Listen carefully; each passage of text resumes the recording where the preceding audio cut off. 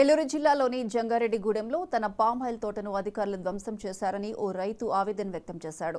తనను సంప్రదించకుండా తోట మధ్య నుంచి విద్యుత్ లైన్లు వేశారని ఆరోపించాడు.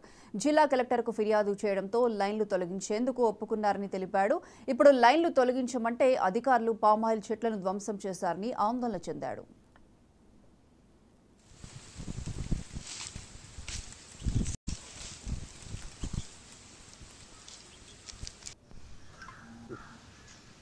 కొంచెం జంగారెడ్డిగూడెం మండలం మైసనగూడెం గ్రామ కాపురస్తులైన ఒక పేద రైతునండి. నాకు నా చేలో నుంచి తాడువాపేట ఏఈ గారు మెయిన్ లైన్ వేసుకెళ్ళిపోయి నా చేలో నుంచి మెయిన్ లైన్ వేసుకెళ్ళారండి. ఎందుకు వేసుకెళ్ళారు సార్ మెయిన్ లైన్ నేను అడగ్గా నీకు చెప్పే అవసరం లేదన్నారు. దాని మీద నేను డిఈ గారి కంప్లైంట్ చేశాను, ఆయన పట్టించుకోలేదు.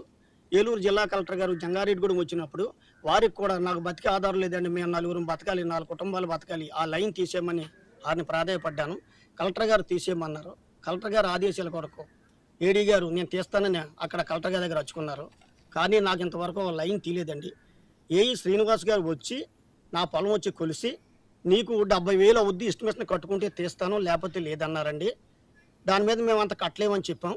కట్టలేమని చెప్పిన తర్వాత అసలు నువ్వు ఎంత కడతావు అన్నాడు. నేను ఒక 5,000 అయితే ఇచ్చుకుంటానండి అన్నాను. అలాగైతే కుదరదన్నారు. తర్వాత నువ్వు ఒక 30,000 చూసుకో, నువ్వు 30,000 ఇస్తే నేను 2 రోజులు మార్చేస్తానన్నారు. మాకు టైం కావాలని 4 రోజులు అన్నాం. అన్న తర్వాత నేను నా తమ్ముడు నా చెల్లెలు ఇద్దరు కలిపి ఒక 6 రోజులు పోయిన తర్వాత వారికి డబ్బులు పుచ్చుకెళ్ళి ఏమండి డబ్బులు ఉన్నాయి మరి ఎప్పుడు మారుస్తారన్నాం. పొలం వస్తున్నానన్నారు. పొలం వచ్చారు. పొలం వచ్చిన తర్వాత మేము ఇచ్చామండి డబ్బులు. ఇచ్చిన తర్వాత